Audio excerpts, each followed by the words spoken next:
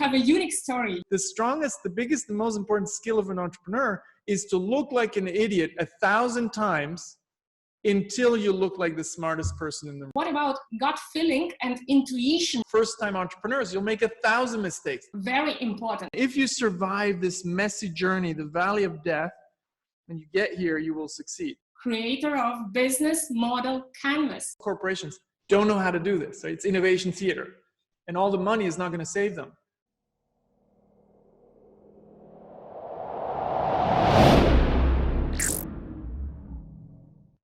Good day to everyone. This is InnMind channel with the best first-hand content for startup founders and tech entrepreneurs. And today you will be impressed of what a guest we have.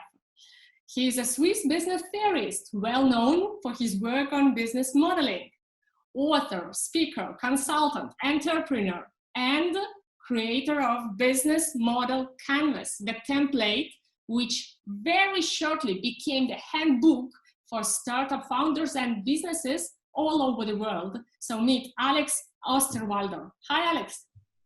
Pleasure to be here. Thanks for having me. It's my honor to have you as a speaker in our series.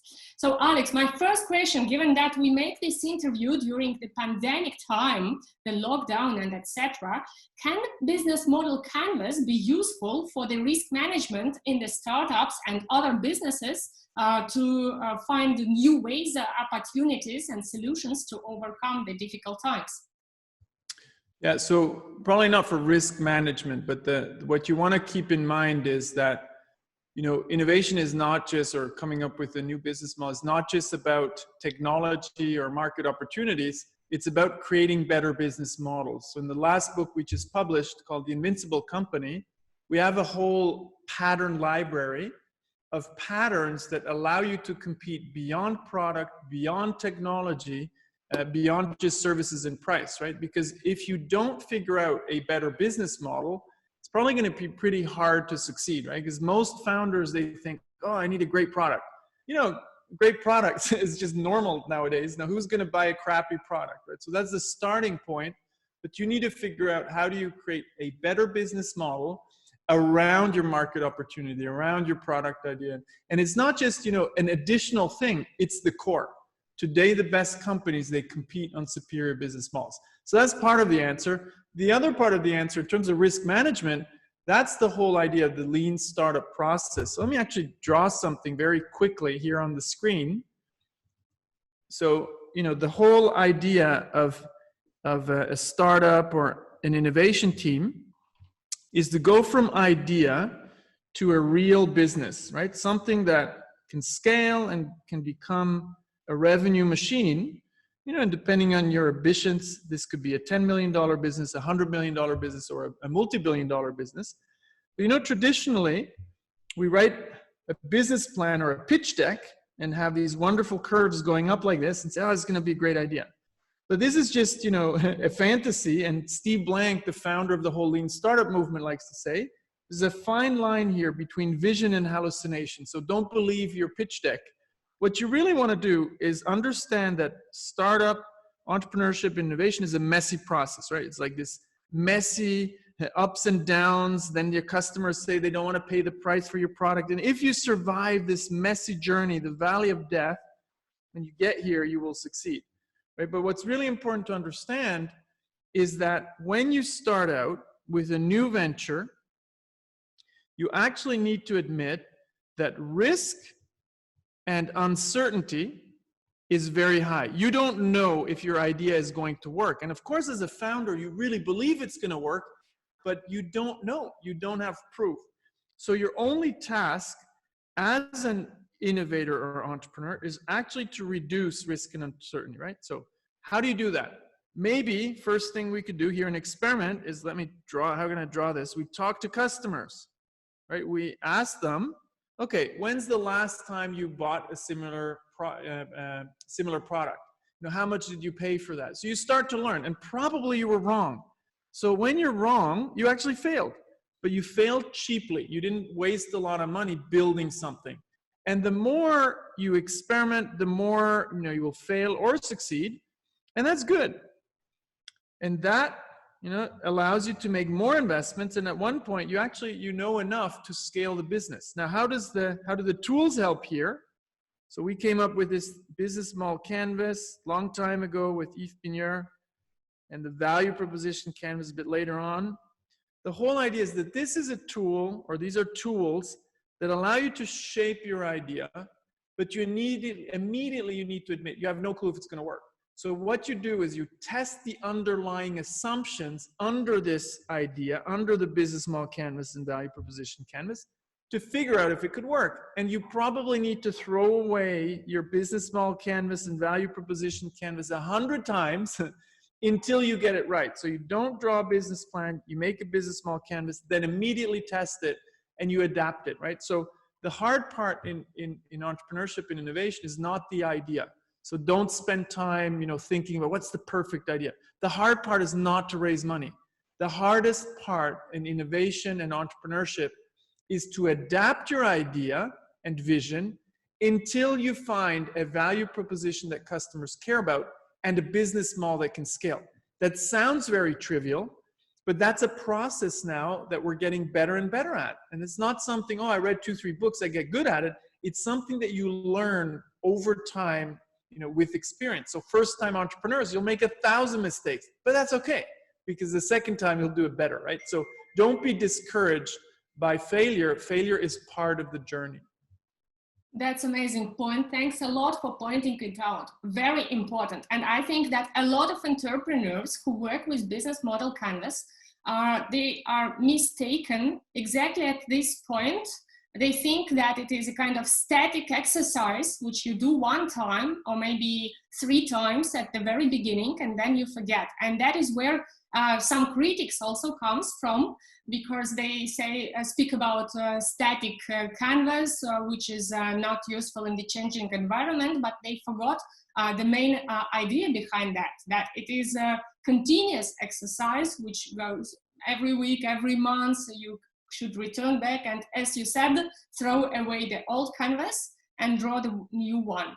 How do you think, Alexander, maybe this mistake or these errors which entrepreneurs do working with business model canvas, it comes from a lot of teachers or mentors, experts, because that is really funny. You have a unique story. You introduced to the market a new tool, you described it, you made a great presentation, and very, very fast it became like so popular that we observed a lot of experts appear every day who teach other people how to use business model canvas by Alex Osterwalder. And many of them teach in absolutely different ways. Not everyone repeats just what you meant in the book, and some of them are even saying something absolutely different than you have in your books. So how do you look at that, and how it happened and how to fight with that? So maybe that's because we did a bad job in the books we wrote, right? So actually, I think there's 2 things here. The first thing is, it's actually great that these tools spread and that people use them, because it's already a better way to describe your business idea. And that's great, right? And we're very flattered by the fact that millions of people, literally millions of people around the world, use this tool to shape and describe their ideas. That's great. Now, those who really want to know more, they go to the web, they buy the books and they understand it's not about just shaping the idea. It's about testing it as well. But even that, it's a sophisticated process. What 5 years ago was best practice today is not anymore. So let me share my screen one more time. I like drawing.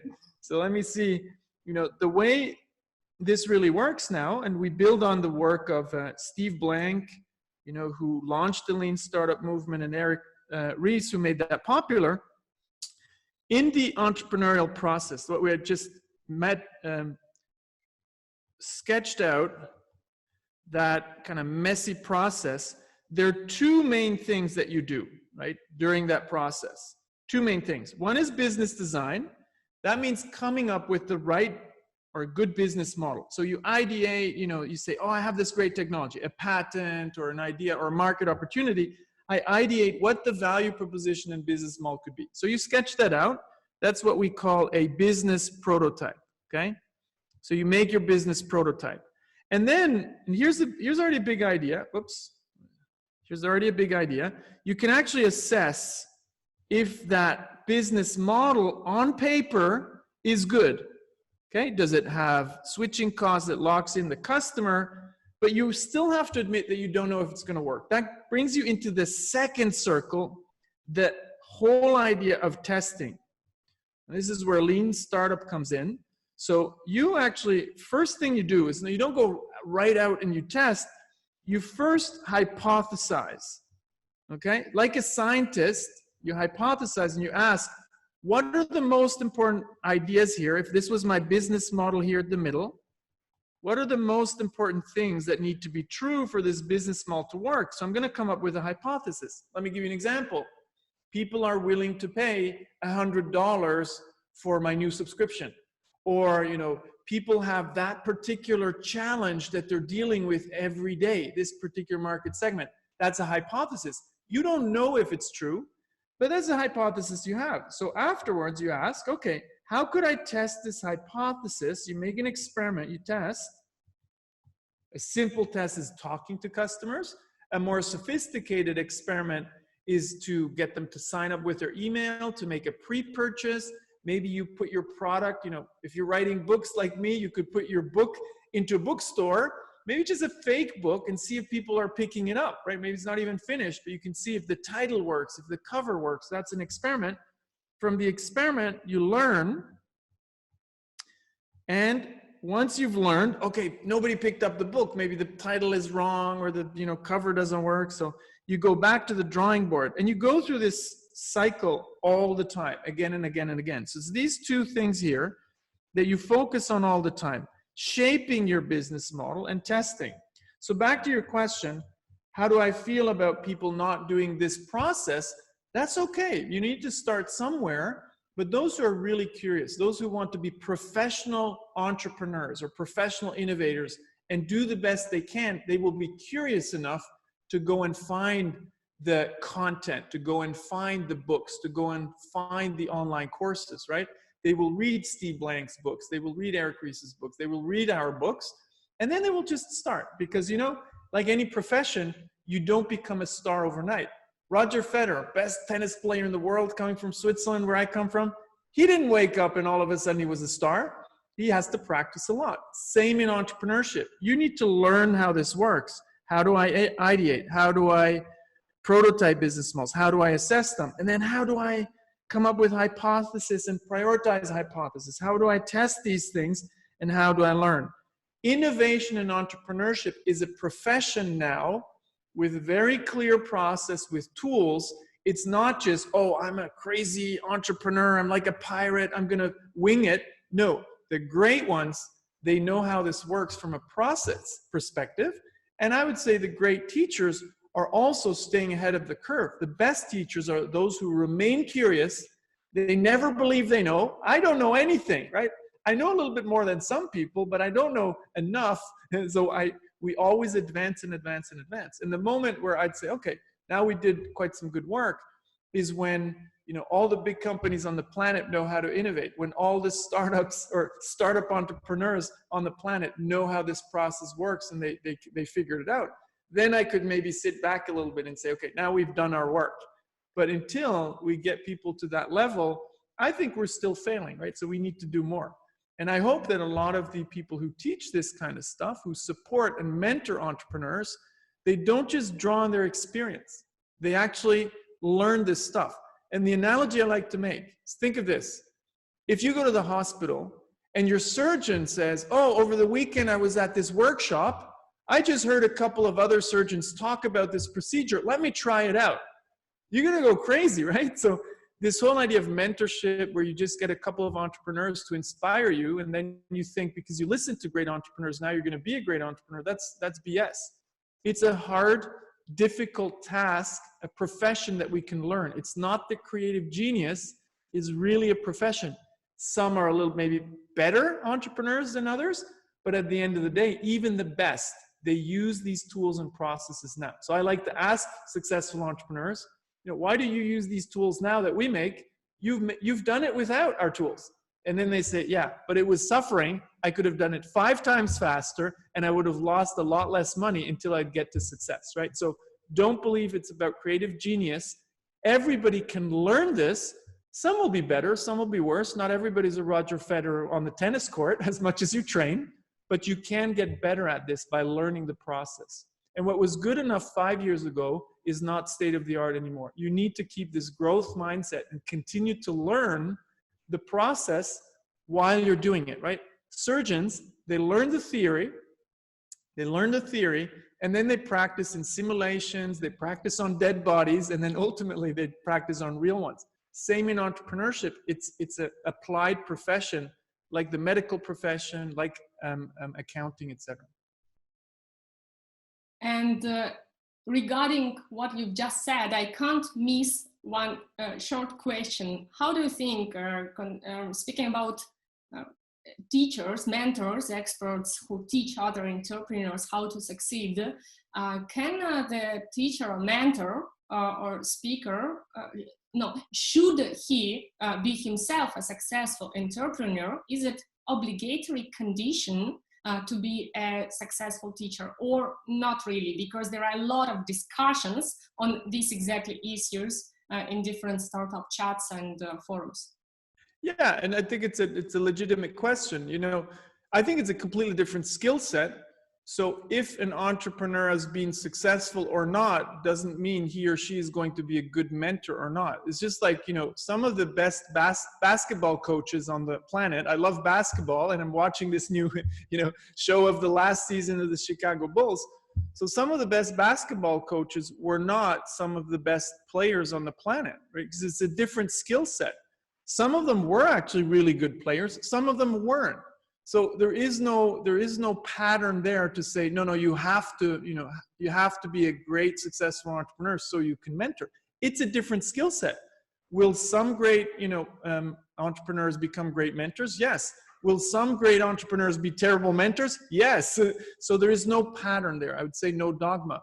What I do think is important is that if you've never done it or lived through it from close up, you're not going to be a good mentor because you're not going to understand how it works. So I do think, if you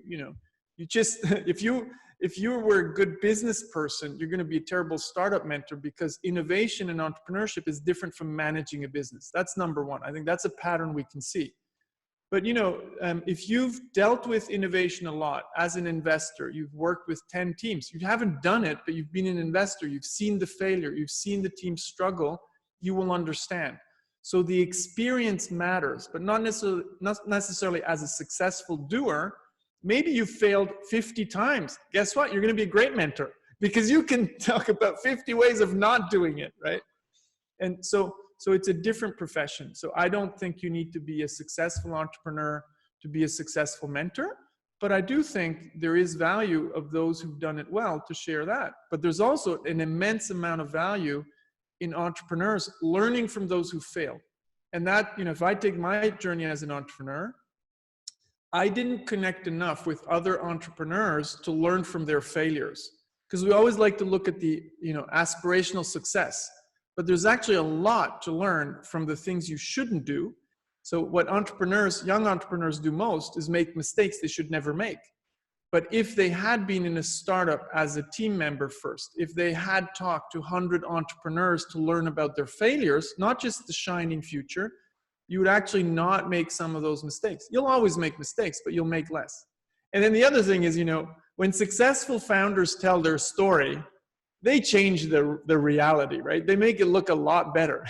But if there's, the truthful entrepreneurs will tell you how hard it was, how much they suffered, how many times they looked like the biggest idiots in the room before they looked like the smartest person. You don't look smart from day one. There is no such thing as the creative genius. So even Steve Jobs, right? People like to bring Steve Jobs in as an example.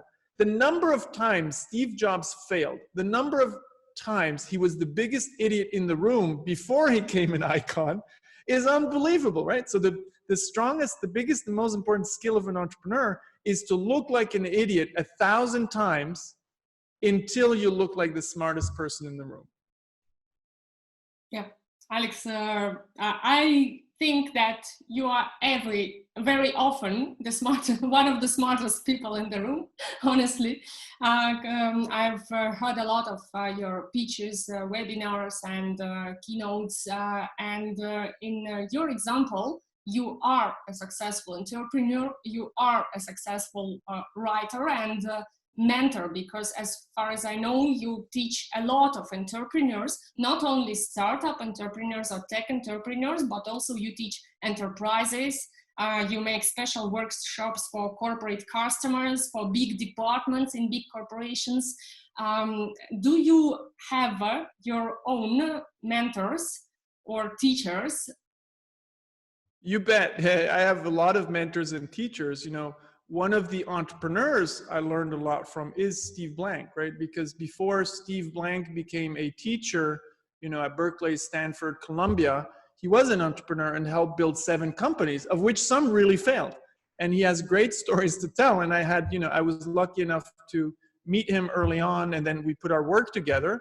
That's the, entrepreneurial mentor I had. On the other hand, from a more intellectual point of view, I've been working with Yves Pigneur for 20 years now. So I'm only as smart as I am because I work with people who are smarter than myself or more experienced, right? Or both. So, the mentors are really, really important. And I think you also need to be humble. The more successful you get, the more humble you should be. And you should actually accept that a lot of it is also luck. But, again, I have some success, but what people don't see is, again, the number of times I looked like the stupidest person in the room. I can't count that, on one hand. I can't count it on 10 times my hands, because you need to be willing to actually be wrong a lot until you're right. And it's not about, you just don't fear failure as an entrepreneur. You have a vision, but your vision is rarely completely right. That's why Steve Blank likes to say there's a fine line between vision and hallucination. So you need to be willing to test your vision again and again and again. And you'll see that's what great entrepreneurs do. They have a very strong vision, but they also know that they'll be wrong many times in the steps they take, and they will look really stupid, and they don't care because they have the goal in mind, right? Oh, sorry, I'll just turn on my phone here. So they don't mind looking silly because they know the goal is to actually get somewhere. So you really need to be willing to expose yourself. You need to be willing to be wrong, because if you really innovate, if you really change, you can't get it right. Because if you get it right the first time, you're probably not doing anything revolutionary. You're just doing something everybody's already done, if you know it's going to work. So, I think just keeping grounded and keeping a growth mindset allows you to grow all the time. And then the job is to try to surround yourself constantly with people who are smarter and more experienced than yourself. But here's the little thing. I'll tell you, I get hundreds of emails every day, or per week, at least, 20 people ask me every week if I can help them. I love to help everybody, but I can't, right? So guess who is going to come out on top? Those who took my perspective and say, look, I know you don't have a lot of time. I know you're busy. Yes, I am. And I can't, earn a living from helping everybody on the planet. But they show me how I'm going to learn, how I'm going to grow. Because guess what? People who are successful, they continuously want to grow. They never believe they've made it. They have this curiosity and hunger to grow. It's a growth mindset. But if you don't show me why I should take time with you, why should I do it, right? So too many people, they kind of think, oh, I want to learn, you have to help me. No, I don't. But if you show me how I can grow by actually working with you and you just spending 10 minutes or 15 minutes, I will often try to take that step, pay it forward. So that's a mindset that, I think people live in Silicon Valley quite a lot, open doors, paying it forward to speak to young entrepreneurs. But in a world where everybody's accessible, through Twitter, through email, you can't take every call. So otherwise, I'd be doing this from morning to evening. But I think there are a lot of people out there, smart entrepreneurs, who find their way. They're creative, and they get themselves into the agendas of the most successful, busiest people on the planet. My God, in one answer, you had a bunch of really valuable advice and comments. I mean, first of all, surround yourself with people more successful than you are or more knowledgeable than you are. Second, grow continuously and never be satisfied with what did you reach so far. And third, if you want someone to help you or if you want to benefit from someone, first of all, show this person how he can benefit from you or how you can help him to grow. And that is two-way road. And that is actually the rule from Carnegie, I guess, and maybe even before and before of personal relationship, of expanding the network. Alex, what about gut feeling? Because you mentioned that everyone can learn how to be entrepreneur. And this is amazing and very inspiring idea. I love it so much. But of course, immediately I have in mind the question, what about gut feeling and intuition, which is said to be specifically stronger in successful entrepreneurs? Sorry, your mic is... Yeah, sorry.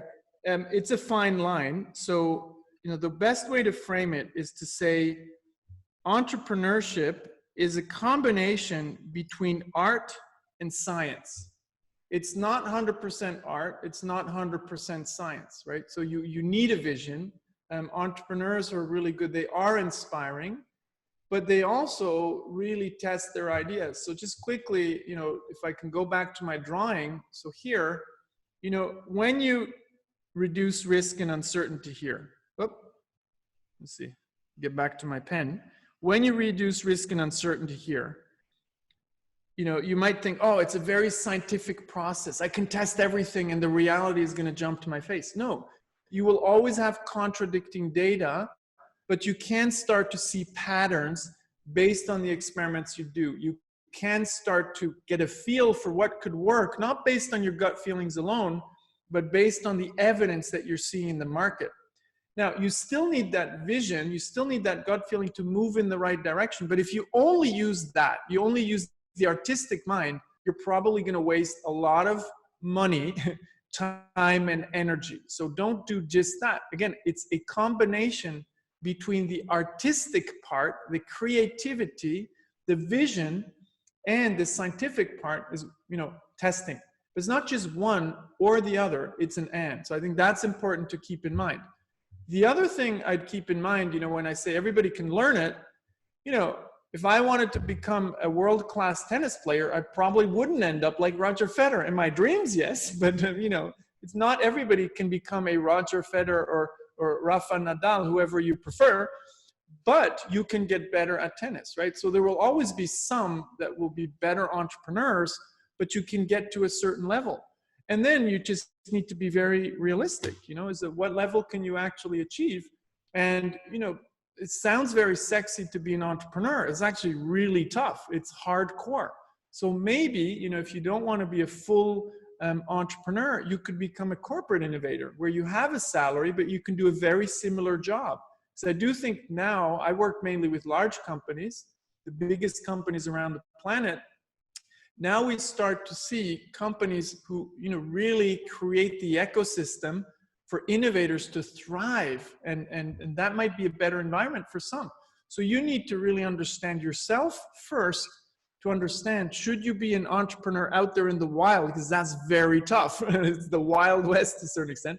Or could you be an entrepreneur inside a corporation, which is more and more the case. And I think corporations are starting to do a very good job to create the ecosystems. And it's going to start to be very difficult for entrepreneurs to actually fight against the big corporations. Today, it's still easy because most corporations don't know how to do this. Right? It's innovation theater. And all the money is not going to save them. But over time, actually, you know, you need to kind of choose what you want. The other thing I'd say is you also want to choose what type of entrepreneurship you want. Is it something more like in Silicon Valley, they have a bit of an arrogant way, they say lifestyle entrepreneur, right? A small business, $5 to $10 million. That's okay, right? Because guess what? In a $5 to $10 million business, there are also a lot less of the concerns and, you know, shitty stuff that comes with $100 million or $1 billion business, right? So It's just a choice. One is not better than the other. If you want to scale, that's a different type of entrepreneurship, and it's super tough. If you're happy with a smaller business, guess what? That's okay as well. You just need to make a choice, right? What the worst thing is you behave like a small-time entrepreneur and you want to scale and become big, or the other way around, right? You're on the path to becoming really big, but you don't want to deal with all the, pardon my French, the shit that comes with it, because it's hard to get to 100 million or a billion, and it's a really tough thing to do. So you need to figure out what's best for you. So the first journey is an individual journey, so you can have a better balance in your life. What do you want? And then you choose the type of entrepreneurship. I'm getting philosophical here. Sorry for that. But that is so interesting indeed, this philosophical ideas. And actually majority of entrepreneurs, they face from time to time philosophical questions as well. So I think that it is the topic of the specially dedicated interview or even webinar on philosophical things in entrepreneurship. We make these videos in order to dilute geographical and administrative borders and to help you get closer to international investors, venture capitalists, market experts, and startup hubs, irrespective of what country or part of the world you are based in. And we need your support. If you like this video, please don't forget to put like button, to subscribe to our channel, and if you find it useful, I will appreciate if you share it with your teammates, co-founders, or social media networks. Thank you, and see you in the next videos.